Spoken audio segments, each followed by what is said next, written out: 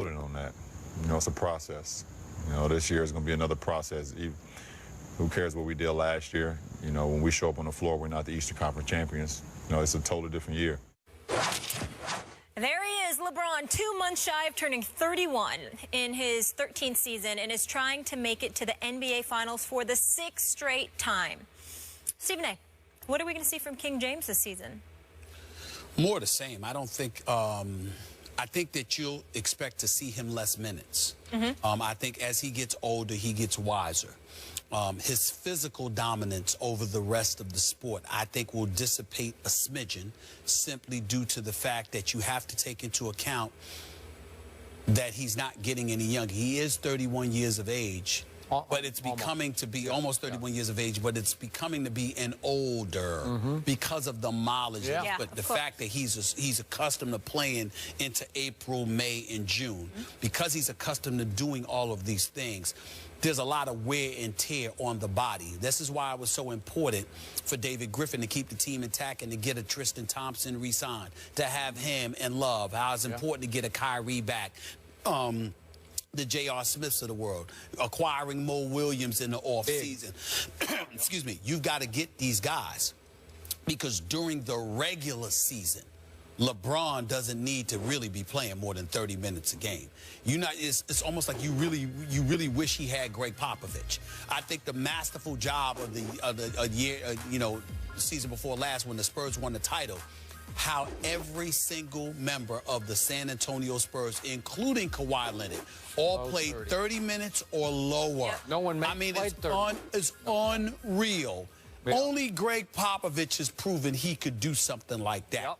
And that's what makes you feel sorry for LeBron, because I like David Blatt. I don't have a problem with David Blatt. Remember last year I was of the mindset, give the man a chance. You understand, even though, he wasn't everybody's first choice. I would have preferred to see Mark Jackson coaching that team, but give the man a chance.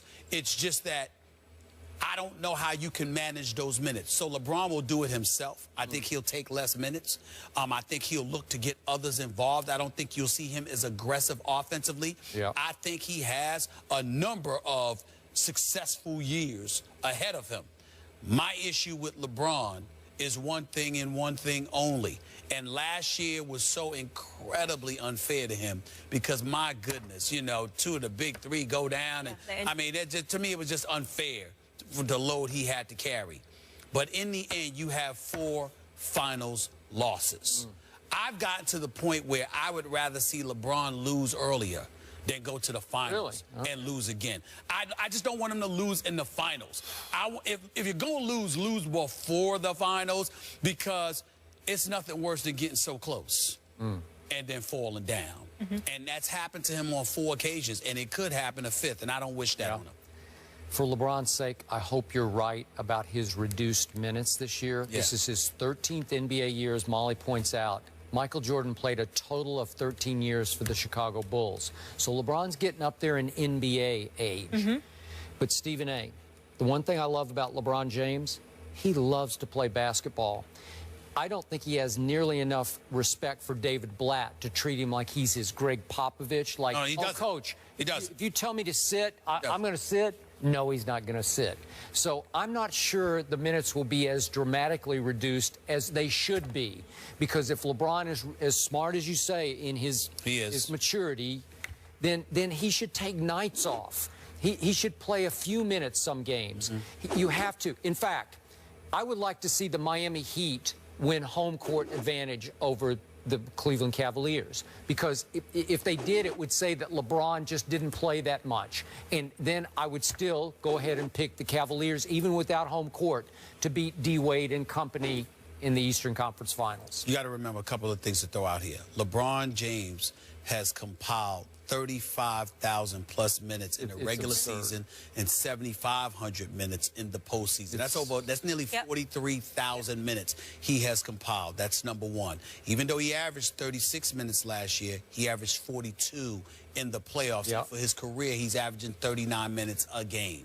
That's going to have to diminish if LeBron wants to stick around being LeBron for the next 5, 6, 7 years. All right. We got to go to break here because there's one more topic we need to discuss. Derrick Rose, he's going to be back on the court in Chicago. What can his teammates expect from him this season, and what do we expect? Bulls discussion, that is next. Jerry Jones said on 105.3 The Fan in Dallas that his view of the Greg Hardy sideline confrontations is the same that it was on Sunday. Jones supported Hardy, saying he was just firing the team up and that he's one of the real leaders of the team. Skip?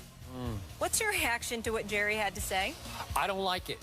I said yesterday to you, Stephen A. Smith, I wanted, when Jerry Jones had a chance to view the video of this incident, I wanted Jerry to take a stand on this day, Tuesday, and reprimand Greg Hardy for his actions of breaking into the middle of that special teams huddle.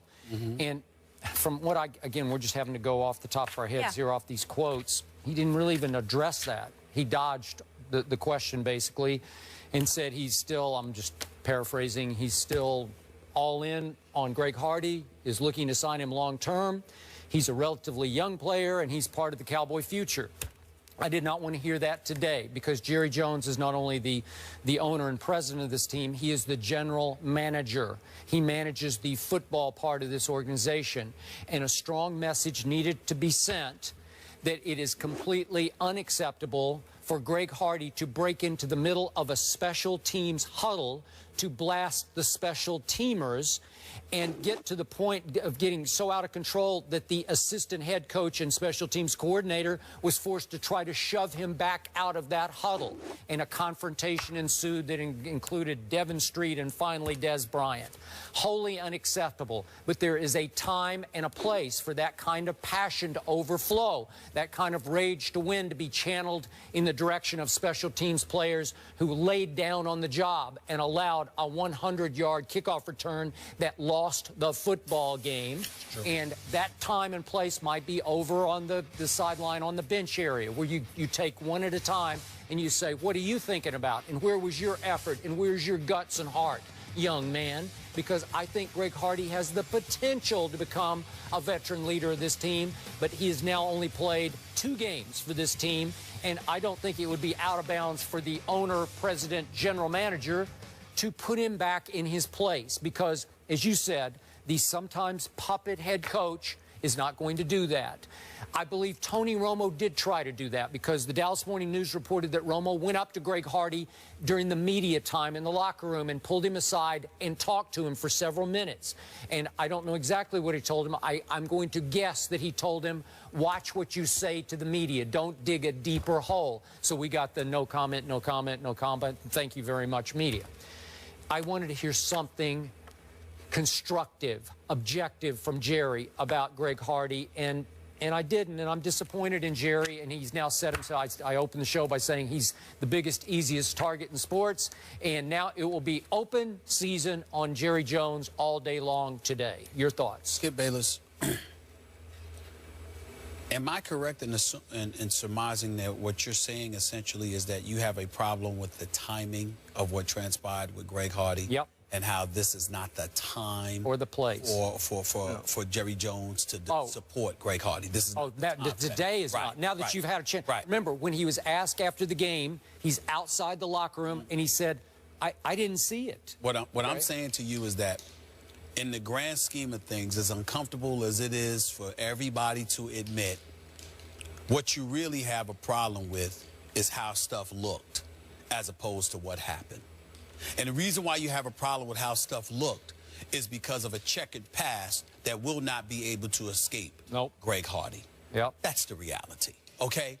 And Jerry Jones and Stephen Jones willing to conduct business as usual and to shove this aside, as an aside, dare I say, and I'm certainly not agreeing with this, I want everybody to know this, but everybody out there, are we, and I don't mean this like intentionally, like Jerry Jones means for it to be perceived this way, because I'm sure he's not thinking about this.